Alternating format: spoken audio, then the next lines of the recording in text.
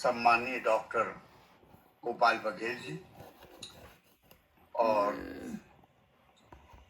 इस आयोजन में सम्मिलित समस्त कविगण एवं श्रोती श्रोतागण, आज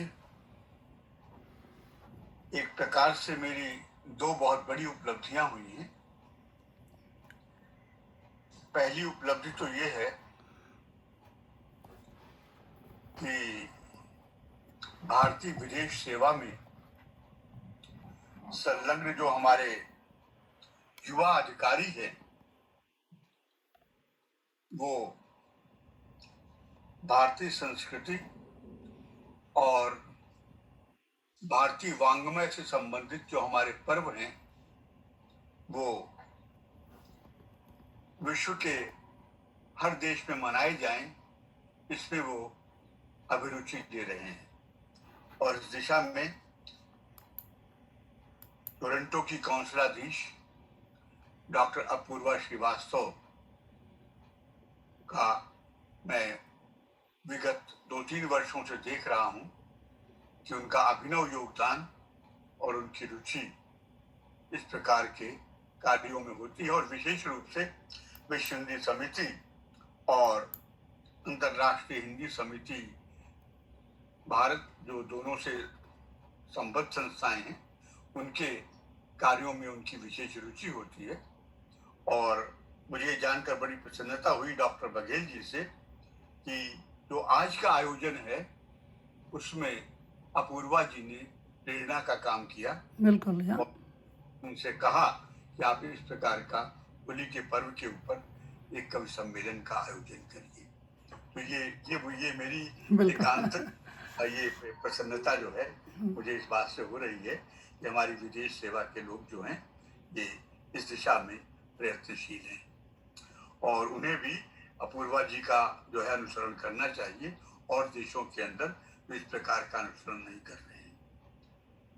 और मेरी दूसरी उपलब्धि जो है वो नई इस दिशा में हुई है कि बहुत सुंदर ढंग से और बहुत अच्छे ढंग से जो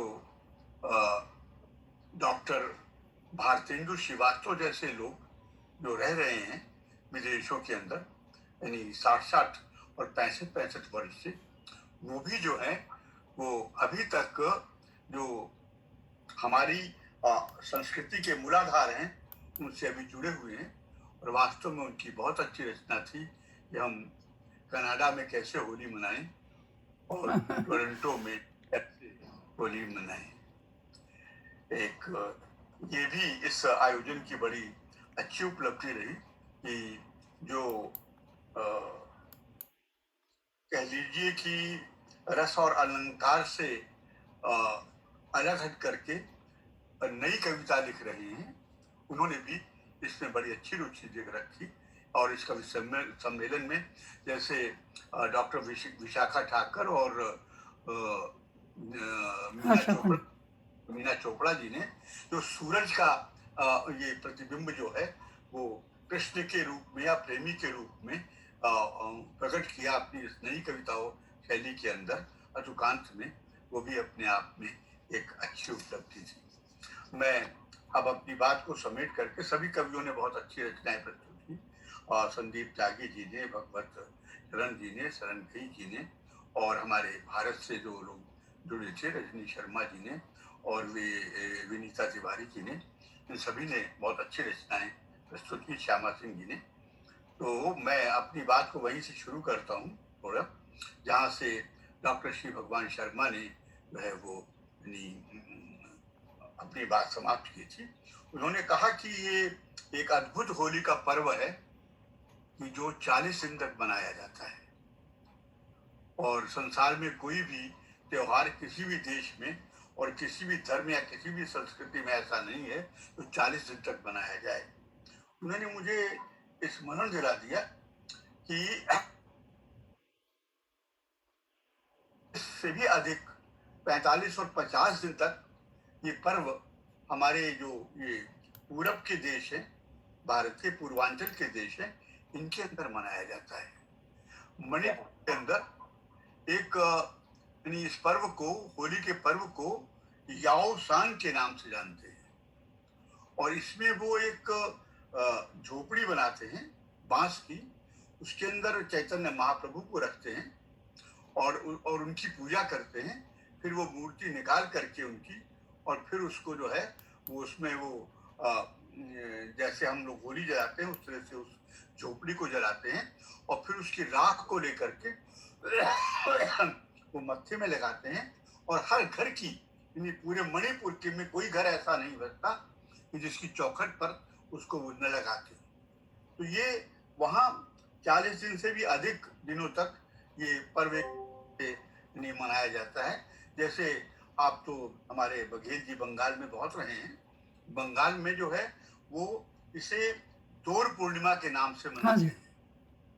अच्छा, और ये बसंत पंचमी से शुरू हो जाता है, और बसंत पंचमी से शुरू होकर के फिर जो है ये होली के बाद एक पखवाड़े तक इसको जो है वो बंगाल के अंदर मनाते हैं। और वो जो गीत गाते हैं कि वो खोल खोल ब्रजवासी घर, खोल ब्रजवासी घर को खोल, और घर घर जाते हैं इस प्रकार से। ऐसे उड़ीसा के अंदर देखिए, यानी वहां भी 45 दिन से ज्यादा इस पर्व को मनाया जाता है। वो लोग वो जगन्नाथ जी की वो मूर्ति जो है वो उसकी पूजा करते हैं। और जगन्नाथ जी की यात्रा जो है वो तो बहुत बड़ी निकलती है, लेकिन वहां पर जो ये इसको वो डोला उत्सव के नाम से कहते हैं ये उसके अंदर। और वो उसको घर घर ले जाते हैं उस डोले को, और फिर जो है वहां पर उसकी वो अभ्यर्थना करते हैं और फिर उसकी पूजा करते हैं। लेकिन ये गया है सब ब्रज से ही। और ये कभी आप मुझे अवसर देंगे तो मैं विस्तार के साथ इसको बताऊंगा कि और देशों में जहाँ भारतीय संस्कृति है वहाँ ये कैसे गया। लेकिन जो ये हमारे उत्तराखंड के अंदर जो है और हिमाचल के अंदर बड़े विशिष्ट ढंग से इसको मनाया जाता है।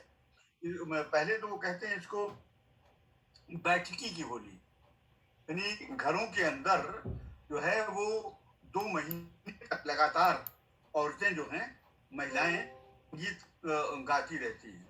उसके बाद जो है फिर ये इसको खड़ी होली कहते हैं। तो वो खड़ी मतलब वो लोग नृत्य करते हैं एक महीने तक इन पहाड़ी अंचलों में, और फिर वो होली को मनाते हैं। वो एक उत्साह का पर्व है होली। और ये ब्रज से ही जो है ये मूल रूप से पूरे देश में और पूरे विश्व के अंदर गया है। ये जो संस्कृत साहित्य है, मैं एक उदाहरण दूंगा, समय की सीमा है, कि उसमें जो कह लीजिए कि राधा और कृष्ण का जो एक प्रकार से बौद्धिक संवाद है, मैं उसका एक उदाहरण दूंगा।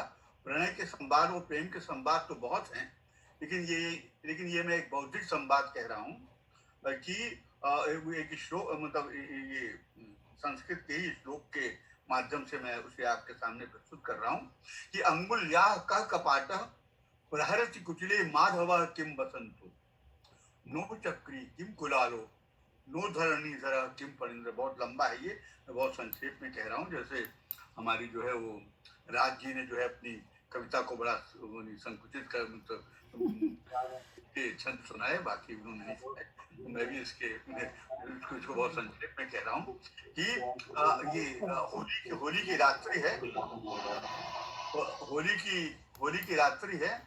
और जो है वो कृष्ण जो है वो राधा के दरवाजे पर पहुंच करके और वो कुंडी खटखटाते हैं। तो राधा कहती है अंगुल्याः कः कपाटः प्रहरति कुटिले माधवा किम बसंतो। उन्होंने कहा कौन बाहरी व्यक्ति आ गया है, क्योंकि होली कोई घरों के अंदर दरवाजे तो नहीं बंद करता। तो वो कहते हैं कि नो चक्री, मैं जो हूँ वो अंगुलिया माधवा किम बसंतो, कहते हैं कि मैं माधव हूँ। तो माधव का अर्थ कृष्ण भी होता है और माधव का अर्थ बसंत भी होता है।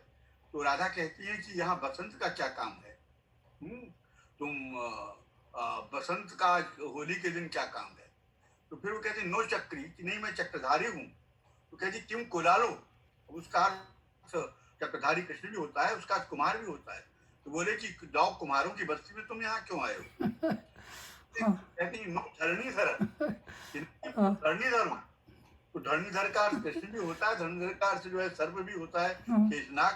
तो कहते हैं अरे बाप रे बाप, हमारा यहाँ क्या काम है? तो ये बड़ा लंबा संवाद चलता है। हाँ, तो इससे ये मालूम होता है कि मतलब राधा कितनी वेल रेड, कितनी पढ़ी लिखी राधा थी, मतलब संस्कृत की कितनी बड़ी विद्वान थी वो अपने आप में। फिर अंत में वो कहते कि नहीं मैं तो राधा का कृष्ण हूँ। तब जो है जो है वो पीछे के दरवाजे से जा करके राधा जो है वो उनको अपने आलिंगन में ले लेती है। ये संस्कृत का ये है। और ये अभी बड़ा अच्छा सुनाया उन्होंने। ये ब्रज में है, ये होली से संबंधित है, जो सखियों वाला सुनाया है डॉक्टर श्री भगवान शर्मा ने। उसको सुन के मुझे याद आ गया है कि वो बड़ा अच्छा व्यंग्य भी है, ये हास्य भी है।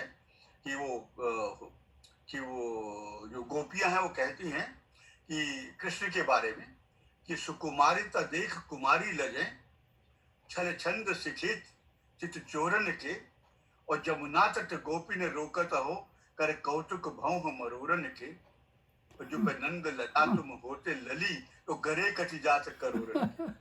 हाँ, तो ये जो यानी एक हास्य रस है, अद्भुत है। अच्छा देखिए, जो ये व्यंग्य साहित्य है, ये चार विधाओं में होता है मुख्य रूप से। कि ये विनोद से, वेदना से, विद्रूप से और विद्रोह से। अब देखिए वेदना का स्वरूप देखिए कि जब उद्धव पहुंचते हैं, कितना सुंदर व्यंग्य है ये। और उद्धव पहुंच करके गोपियों को समझाते हैं, कृष्ण उनको भेज लेने के लिए भेजते हैं द्वारका से। तो वो व्यंग्य में ही जवाब देती हैं गोपियां, और उद्धव निरुत्तर हो जाते हैं। वो कहती हैं कि नैनन रमे हैं, रोम रोमन बसे हैं, अंग अंगन हुलसे हैं, निकसे हैं को कहता है, अरे उधो वो गोविंद मथुरा के कोई और, यहाँ मोरे तो गोविंद मोहि मोहित में बसते हैं। तो ये यानी एक प्रकार से जो है वो व्यंग्य। तो ये जो यानी व्यंग्य के सारे रूप जो हैं वो हमें कृष्ण के इस वांग्मय साहित्य के अंदर मिल जाते हैं। ये अगर समय इस समय नहीं है, मतलब अगली बार अगर आप रखेंगे होली के पर्व का जो है वो हाँ, मुझे पहले दे देंगे, तो मैं बड़े विस्तार से उसको आपको मतलब बताना चाहूंगा कि ये अद्भुत साहित्य है और अद्भुत ये व्यंग्य का जो है वो जो है पूरा उसके कह लीजिए एक तरह से लालित्य से भरा हुआ है। उसमें भक्ति तो है ही, लावण्य भी है, साथ ही साथ उसके अंदर रस भी है। और रस के साथ साथ ये जो आज के लिए, आज के युग से ही नहीं बल्कि पहले के ही युग से, ये एक प्रकार से कह लीजिए कि जो आदमी का कि जीवन संघर्ष का जो फ्रस्ट्रेशन है, जो उसके अंदर हताशा और निराशा है, उसको दूर करने का एक ये भारतीय वाङ्मय का एक पर्व है कि जिससे आदमी जो है वो फिर से सारे जो उसके क्लेश हैं और जो कष्ट हैं, दुख हैं या संत्रास हैं, उसको वो भूल करके फिर से अपना नया उल्लासमय जीवन प्रारंभ कर सके। और होली का पर्व तो इसलिए प्रसिद्ध ही है कि इस दिन सारे जो अपने हमारे गिले शिकवे हैं वो भूल करके फिर से आपस में एक मैत्रीपूर्ण नया जीवन अपने विरोधी के साथ भी हम प्रारंभ करते हैं। तो आपने बहुत, और ये तो आज हमने तथा स्वादन किया कवियों की रचनाओं के माध्यम से। मैं उसके लिए आप बाल बघेल जी का और सभी कवियों का बहुत हृदय से आभारी हूँ। और फिर कभी अवसर मिलेगा तो फिर हम लोग आपस में चलिए, मिलेंगे।